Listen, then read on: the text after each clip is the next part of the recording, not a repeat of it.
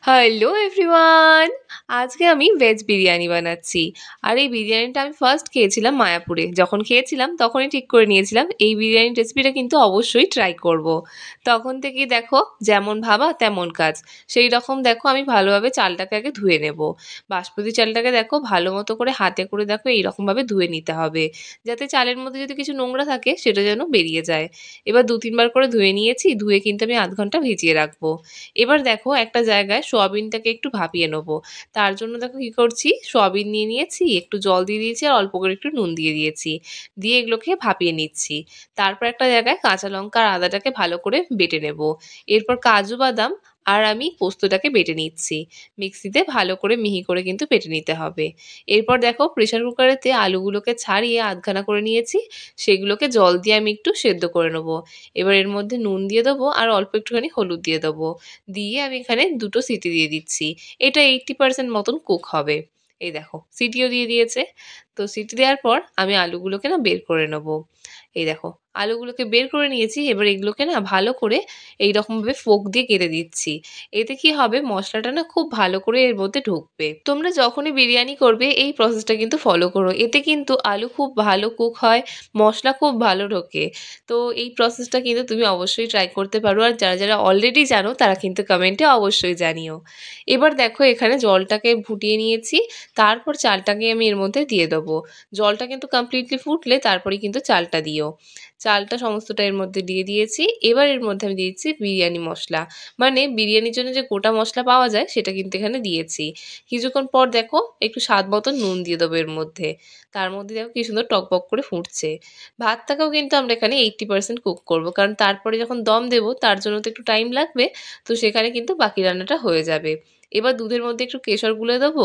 তারপর দেখো বিরিয়ানির জন্য গোটা যা মশলা লাগছে সেগুলো কিন্তু হাতের কাছে নিয়ে নিয়েছি। এবার তেলের মধ্যে একটুখানি ঘি দিয়ে দিচ্ছি। ঘি দিয়ে দেখো এটাকে গরম করে নেবো। তারপর একে একে আলুগুলোকে কিন্তু ভালো করে ভেজে দিতে হবে। আলুগুলোর গা একদম যেন লাল লাল হয়ে যায়। অলরেডি কিন্তু আলুগুলো সেদ্ধ করা আছে। এছাড়া শুধু জাস্ট আলুগুলোর গাগুলো ভাজা করতে হবে। সেদিকে কিন্তু ভালো করে নজর রেখো। তো দেখো আলুগুলো একদম লাল লাল করে ভেজে নিয়েছি। এরপর চলো নেক্সট স্টেপ। তারপরে লেফট ওভার তেলের মধ্যে কিশমিশ আর কাজু বাদামটাকে কিন্তু আমরা ভালো করে ভেজে নেব। আর তার মধ্যে দেখো কিশমিশগুলো একদম গোল গোল হয়ে একদম ফুলে গেছে। কি দারুণ লাগছে না? তো দেখো এবার এগুলোকে আমরা ভালো করে তুলে নিচ্ছি। এবার একটা জায়গায় আমি দই নিয়ে নিয়েছি। আমি কাজু আর পোস্ত বাটাটাকেও এর মধ্যে দিয়ে দেব। এরপর আদা কাঁচা লঙ্কা বাটা দিয়ে দিচ্ছি হলুদ গুঁড়ো, লঙ্কার গুঁড়ো আর দিয়ে দেবো বিরিয়ানি মশলা। এরপর ভাপানো সোয়াবিনগুলো এর মধ্যে দিয়ে দিতে হবে। এখানে লঙ্কার গুঁড়োটা আমি কাশ্মীরি লঙ্কার গুঁড়ো দিয়েছি, কারণ অলরেডি লঙ্কা বাটা আছে। তোমরা যারা একটু বেশি ঝাল খাও তারা কিন্তু এখানে লাল লঙ্কার গুঁড়ো ইউজ করতে পারো। সমস্তটাকে দেখো চামচ দিয়ে ভালো করে কিন্তু একদম মিক্স করে দিতে হবে। এইটা কিছুক্ষণ ম্যারিনেট হোক, ততক্ষণ চলো পনিরটাকে ভেজে নিই। তার জন্য দেখো লেফট ওভার যে তেলটা ছিল তার মধ্যে কিন্তু একে একে আমি পনিরগুলোকে দিয়ে দেবো। দিয়ে পনিরগুলোকে কিন্তু ভালো করে একদম ভেজে নেবো। গাগুলো একটু ভেজে নিলে কি হয়, পনিরগুলো টুকরো হয়ে যায় না। পনির তো খুব নরম হয়। এবার তার মধ্যে বিরিয়ানিতে দেবো, ভাবো কি অবস্থা। তো সেই কারণে পনিরের গাগুলোকে ভেজে নিচ্ছি। এতে কি হবে, বাইরেটা একটু মানে ভেঙে যাওয়ার চান্সটা কম থাকবে আর ভেতরটা কিন্তু খুব সফট থাকবে। যারা খুব সফট পনির খেতে ভালোবাসো তারা হালকা কুসুম গরম জলে নুন দিয়ে পনিরটাকে কিন্তু ভিজিয়ে রাখতে পারো। এতেও কিন্তু পনির খুব ভালো মানে একদম হয়ে থাকে। এবার দেখো লেফট ওভার তেলের মধ্যে কিন্তু আমি এই যে সোয়াবিনটা ম্যারিনেট করে রেখেছিলাম সেটা কিন্তু এর মধ্যে দিয়ে দিচ্ছি। দিয়ে ভালো করে কিন্তু কষিয়ে নেবো। এবার এর মধ্যে চিনি দিয়ে সমস্তটা কিন্তু ভালো করে মিক্স করে নেবো।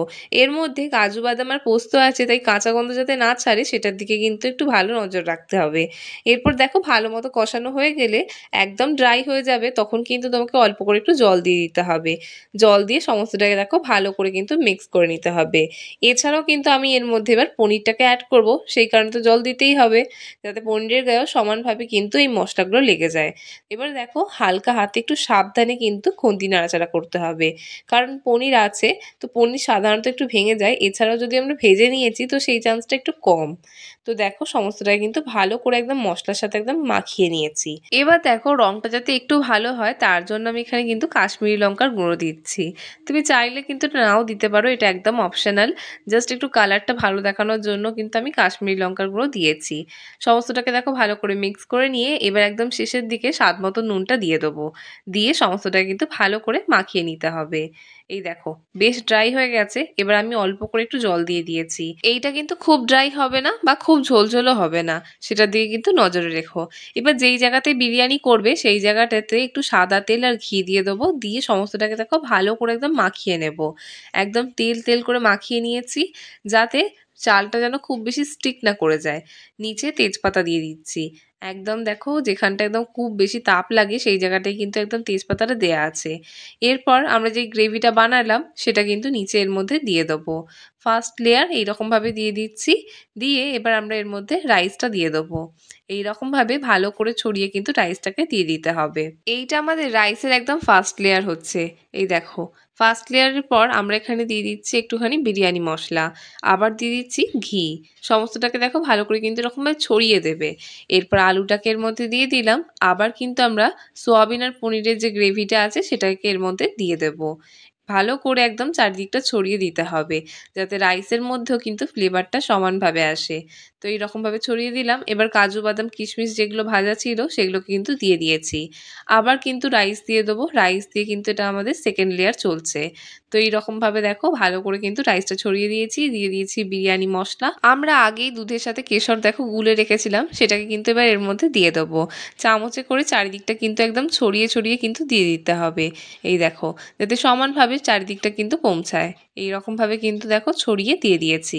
এছাড়াও আমি 2 চামচ গোলাপ জল, 3 চামচ কেওড়া জল আর 2-3 ফোঁটা মতো মিঠা আতর এর মধ্যে কিন্তু দিয়েছি, সেটা ভিডিওতে দেখানো হয়নি। এবার আটা বা ময়দা কিছু একটা মেখে এইরকমভাবে কিন্তু একদম পুরো সিল করে দিতে হবে। একদম ভালো করে চাপা দিয়ে আমরা কিন্তু এটা দম দিতে বসিয়ে দেবো। তার জন্য দেখো একটা বড় জায়গা নিয়ে নেবো, জায়গাতে একটু জল নিয়ে নেবো। নিয়ে দেখো এরকমভাবে কিন্তু বসিয়ে দিতে হবে। বসিয়ে আমরা এটাকে 30 থেকে 40 মিনিটের মতন কিন্তু দম দেবো। তারপরে দেখো খুললেই কিন্তু বিরিয়ানি একেবারেই রেডি হয়ে যাবে। সেই অপরূপ গন্ধ। আমি যখন খেয়েছিলাম না তখন আমার মুখে একদম লেগেছিল, আর যখন বাড়িতে ট্রাই করলাম তখনও কিন্তু আমার খুবই ভালো লেগেছে। সেই মুখে লেগে থাকা স্বাদটা আবার ফিরে পেলাম। সত্যি ট্রাই না করলে জানাই যেত না এত সুন্দর নিরামিষ বিরিয়ানি হয়। তোমরাও কিন্তু বাড়িতে অবশ্যই ট্রাই করো। Enjoy your biryani. এবার তোমাদের একটা ছোট্ট কাজ, চটপট যাও ইউটিউবে সার্চ করো ফোরন বলে, সাবস্ক্রাইব করে বেল আইকনটা ক্লিক করতে একদমই ভুলো না, যাতে আমাদের নিত্য নতুন রান্নার নোটিফিকেশন তুমি সবার আগে পাও। আর তুমি যদি আমাদের ভিডিও ফেসবুকে দেখে থাকো তাহলে আমাদেরকে ফলো করে দিও। And don't forget to like, comment and share. ইতি তোমার ফোন।